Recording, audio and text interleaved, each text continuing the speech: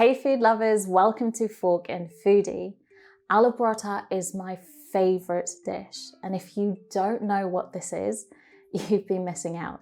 But I'm so excited to introduce you to it. Imagine a warm, flavored, creamy mashed potato surrounded by that soft, thin flatbread. And trust me, it's so Moorish, you can't just eat one. And the best thing about paratha is you can have it any time of day and with almost anything. Is your mouth watering yet? It should be. We're going to make 6 aloo paratha today. If you want to make 12, just double the quantity here. To make our aloo filling, aloo translates to potato. We're going to use 2 medium-sized potatoes. I love Maris Piper. They have a creamy, fluffy texture. Of course, you can use any potato that you have. To our filling, we're going to add a 1/4 teaspoon of red chili powder, a 1/4 teaspoon of garam masala, a 1/4 teaspoon of Amchur powder or dry mango powder.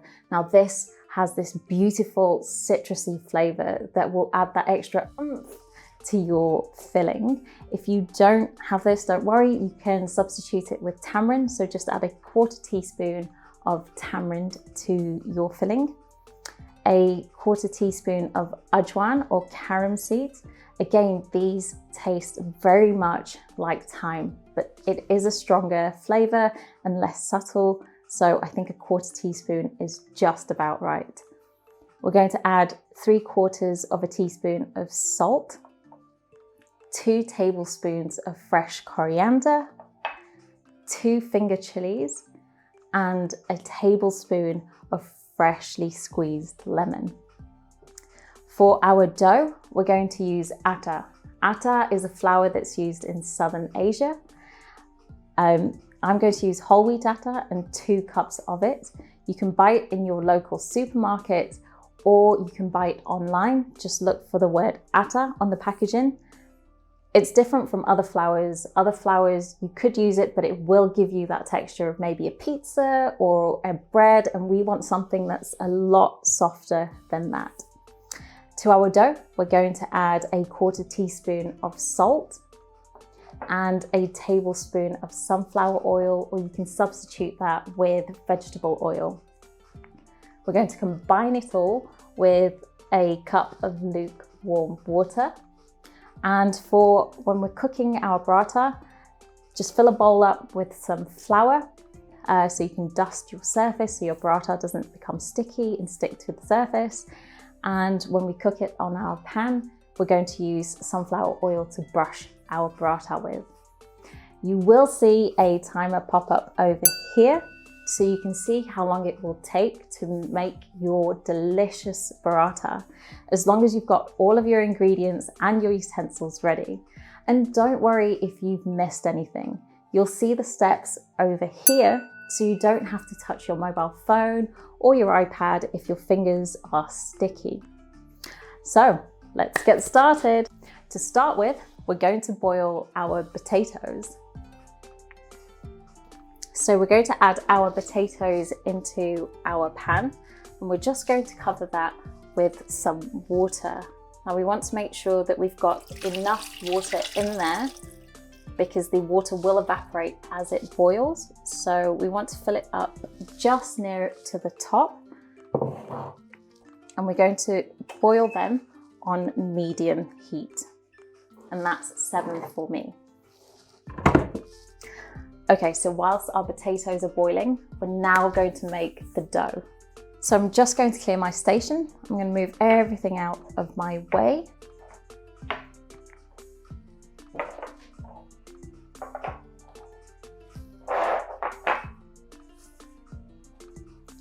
And we're going to start by making our dough. So to start with,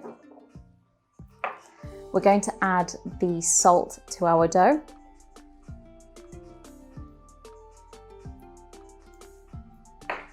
And we're going to add the tablespoon of oil.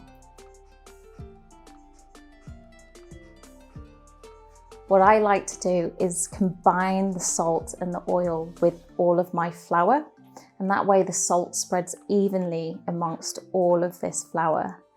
I mean, I think I've made dough once and I've just added water in and it's clumped the salt together in one part of my dough. So let's give that a nice mix. And we're going to slowly incorporate the water.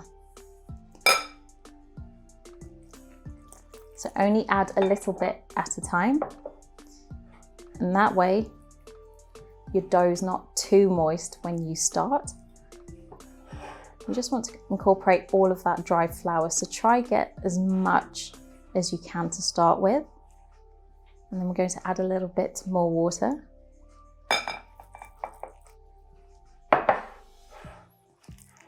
And just mix that in. If your dough does become too sticky, you can add extra flour on top. But I'm going to try catch as much of this flour as I can. As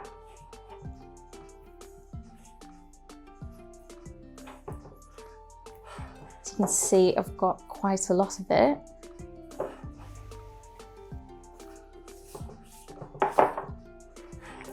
And just scrape the sides of your bowl with your fingers, just to remove any of that excess dough.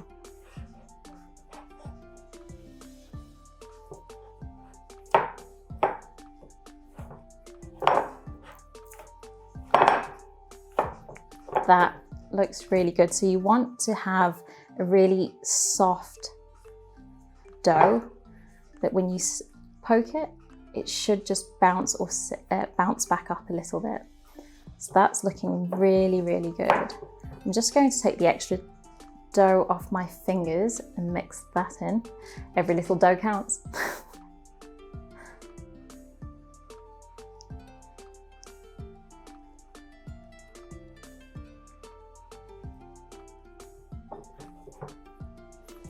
Okay, so let's just knead that. We're just going to add a little bit of oil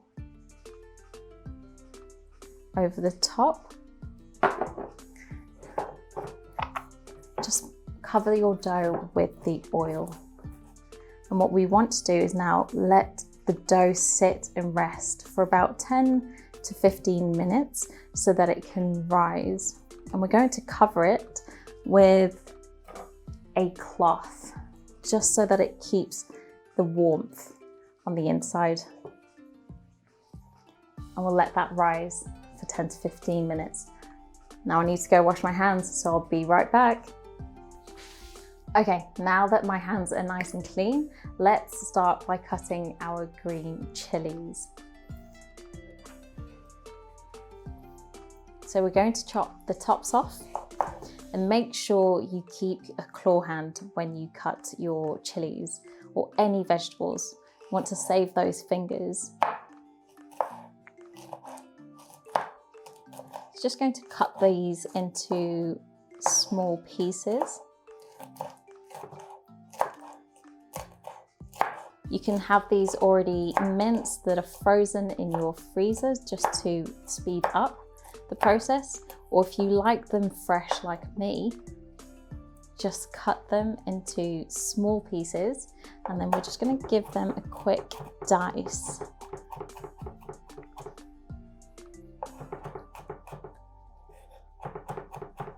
Okay,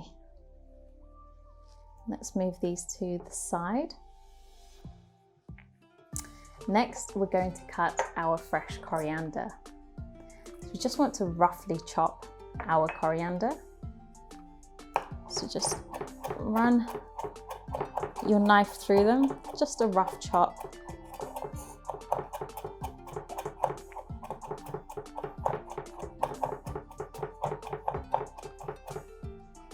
There we go. Just add those back into the bowl with our fresh chilies. Remember to wash your fingers after you've cut your chilies. You don't want to be rubbing your eyes and causing a emotional scene in the kitchen. I mean, I've done that so many times. Okay, let's see how our potatoes are going.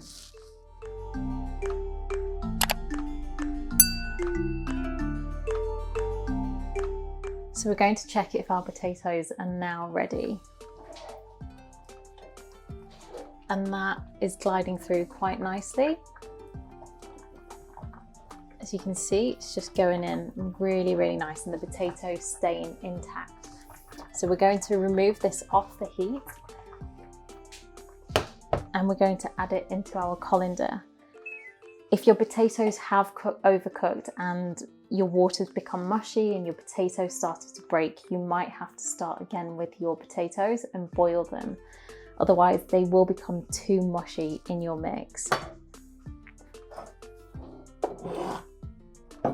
So let's be careful not to burn yourself here. So we're just going to add the potato into the colander to let it cool down and drain off. So as you can see, my potatoes already started to peel a little bit. Makes it a little bit easier for me for when I actually peel the potato. So let's start by peeling our potatoes.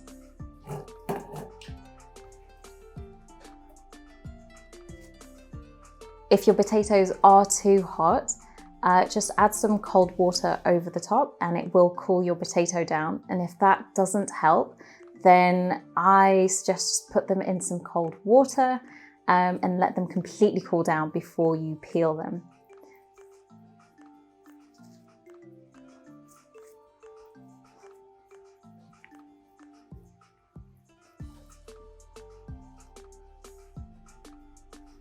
Just be careful not to burn your fingers here. I've been told I have asbestos hands, just like my mum.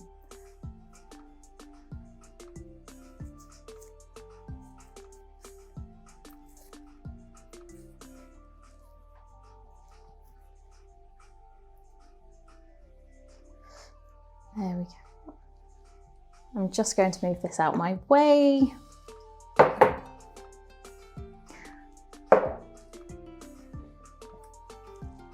So we're going to start by grating our potatoes. Grating the potatoes gives a really nice consistency when you mix all of the ingredients and spices into your potato. We don't want it to get too mushy, and just be careful with your fingers when you're grating.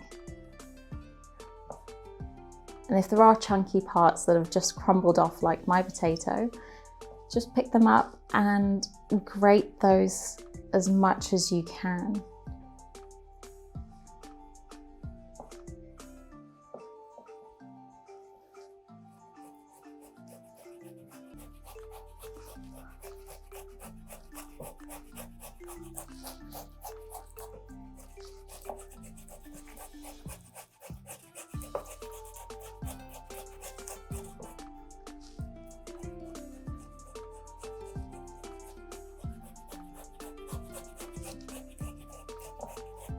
Again, just be careful not to burn your fingers, because the potato can still be warm on the inside.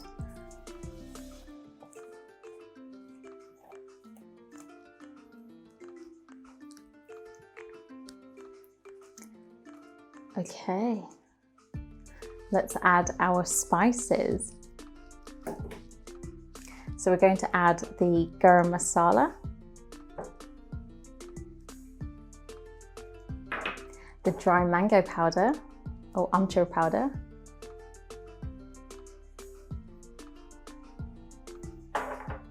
the Ajwain or Carom seeds, the salt, the red chilli powder,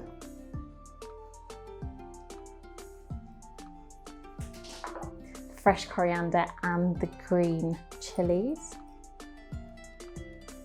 and we're going to add freshly squeezed lime. Now, if you just rub or roll your lime on your chopping board, we're going to release those fibers from the wall, and that way we can get that juice out of your lemon nicely. Just flow out.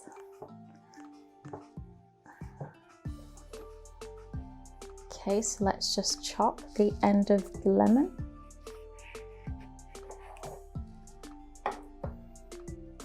Let's squeeze some lemon juice.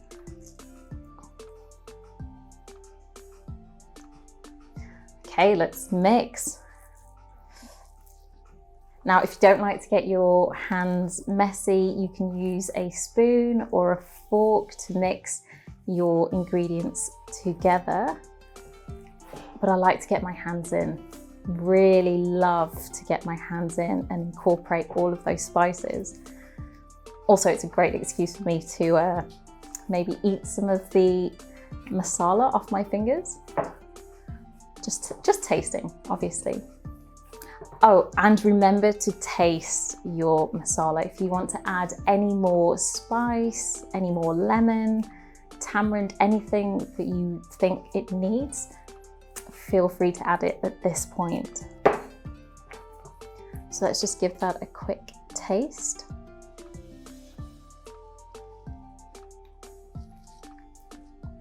That's really nice. It's got that fresh lemon coming through, and it has that nice spice. Okay, now we've made a consistent shape. We're going to make one big ball. No, we're not.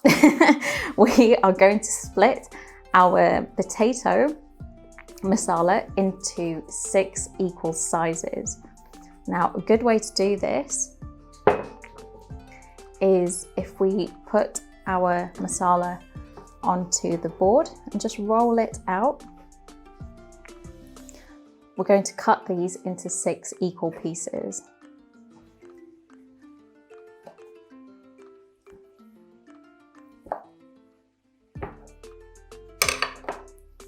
And we're going to roll these between the palms of our hands. Let's just give them a nice gentle roll.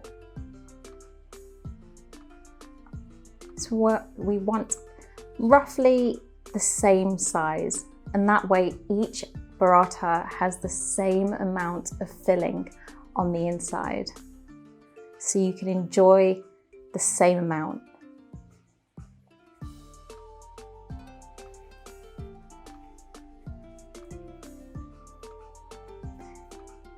You want to make sure that your paratha isn't too dry on the inside, and you can really enjoy those flavors that come from the aloo. Let's just dance with rolling our balls.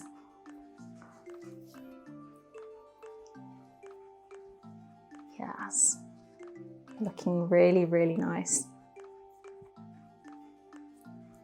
Super delicious. Super. Oh, we've got a little baby one. Now, if you find that you haven't cut them into equal pieces, you can just take some from a slightly bigger ball and add to your smaller one. So let's just give our smaller one some extra aloo, some extra loving. There we go. Perfect. So I'm just going to place those into my bowl.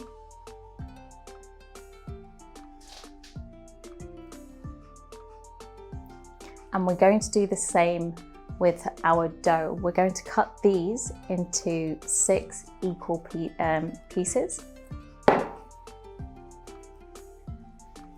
So let me just move these out of my way.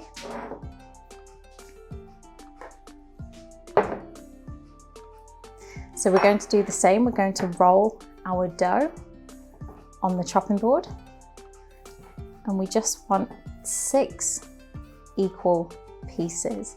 Now, one of my tips here is if you grab your dough and just measure up to either your third line on your hand, on your fingers, and just pinch the dough. And you should get 6 equal pieces.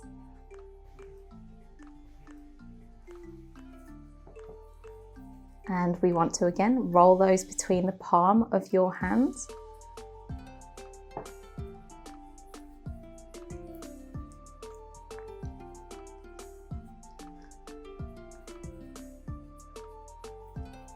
I don't know if it's just me, but you get this real satisfaction rolling your dough or anything between the palms of your hands.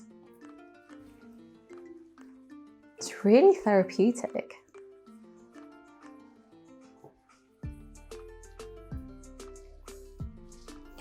Yay, there we go. 6 dough balls. Let's add those back into our bowl.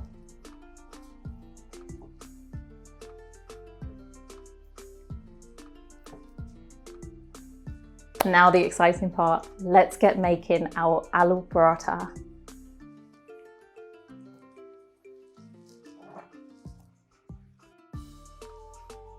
Okay, so let's place these here and let's just set up our workstation with our flour for dusting and our oil for brushing. So we're going to start by turning our heat onto medium. For me, that's a 7 on an electric hob. So we're going to start by rolling our dough balls into roughly a 5-inch diameter. And if you place it into one hand, take your dough ball, your masala, your aloo, and we start wrapping our aloo with the dough. We just want to fold it over and then want to pinch the top. Place the extra dough back into your bowl and we're just going to flatten our paratha, our dough. We're going to add this back into our bowl, add some flour, or you can dust your worktop, but this will make sure that it doesn't stick to the surface. And what we want to do is slowly roll our paratha. And we're just going to turn it as we roll it out. We want to make it as thin as possible.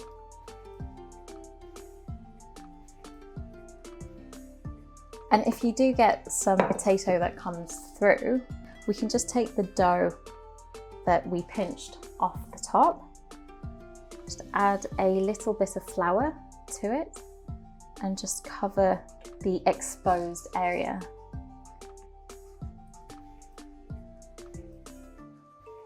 Let's add that into our pan.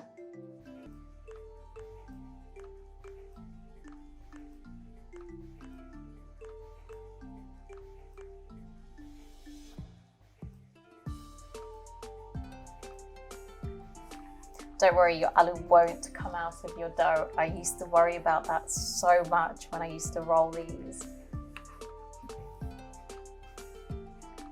But it stays inside so nicely.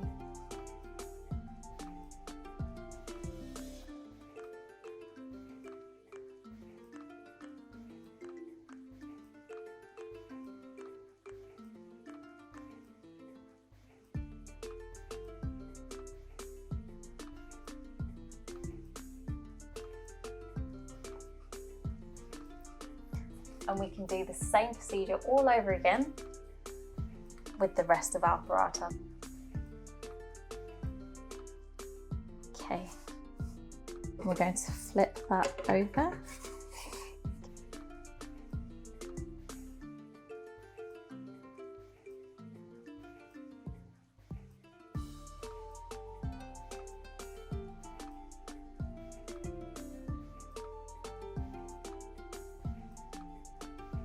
We're going to brush some oil, so we're just going to give it a light coating. So I've only lightly coated my aloo paratha with the oil because we don't want to make it too crispy, we just want to cook it enough. And we don't want to make it too oily either when we take that bite and we have it in our hands and we're just really enjoying the paratha.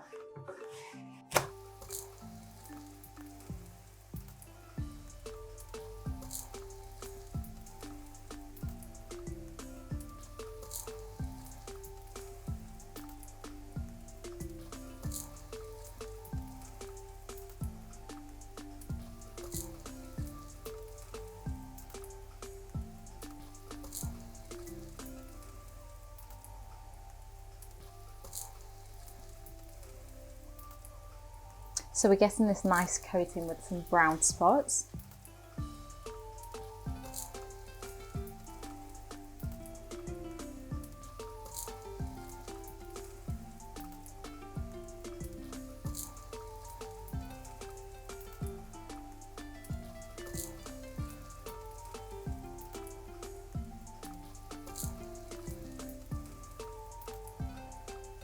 So we're going to flip our paratha over. We're going to allow that to cook on the other side. What we want to start seeing is some brown spots appearing on top of your paratha.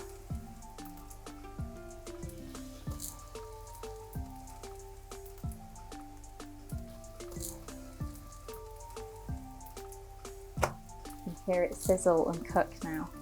So we're just going to press it down and get all those edges to cook.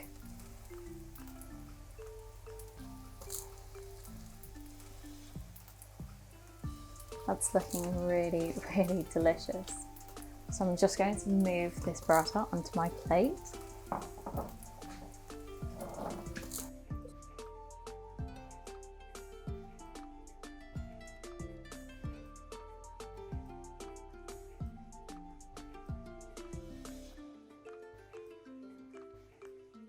And let's add our next one onto the pan.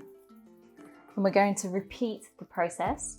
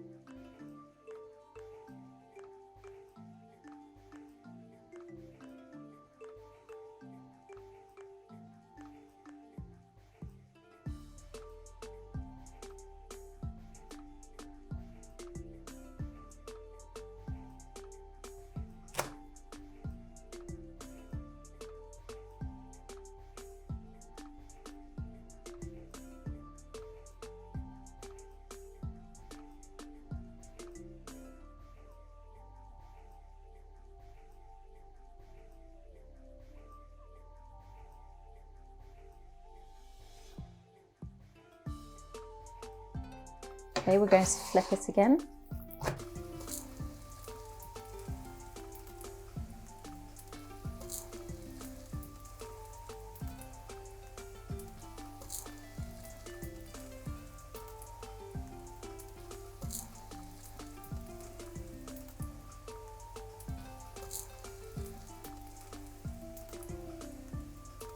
And just press down with your spatula.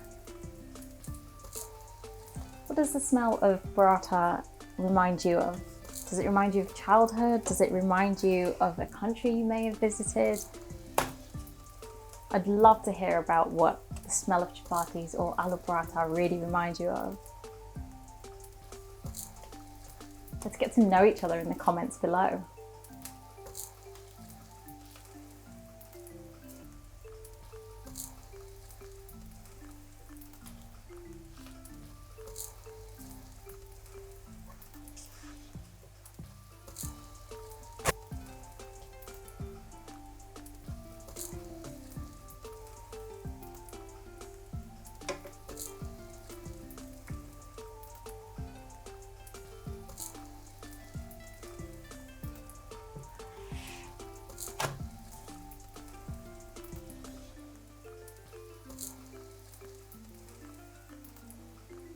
These smell so delicious.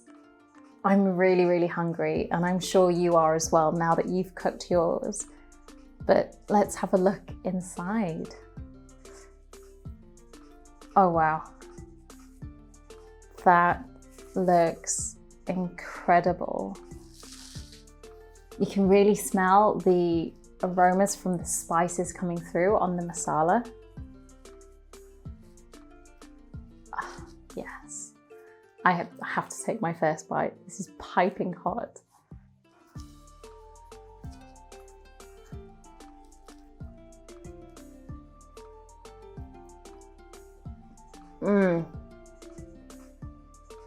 The spices, that lemon, the Amchur powder, you can really taste that citrusy flavor coming through. It's so delicious. Now, the great thing about paratha is you can eat it with yogurt, you can have it with chutney. So I'm going to dip mine in with some yogurt and just take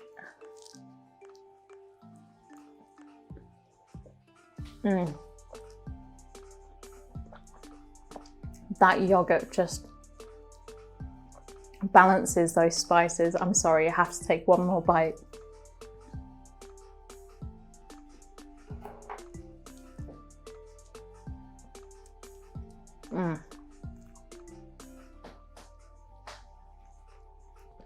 Okay, I'm now going to eat all of these on my sofa. Yep, that's right, you're going to see me eat all of these. It's time to enjoy yours too.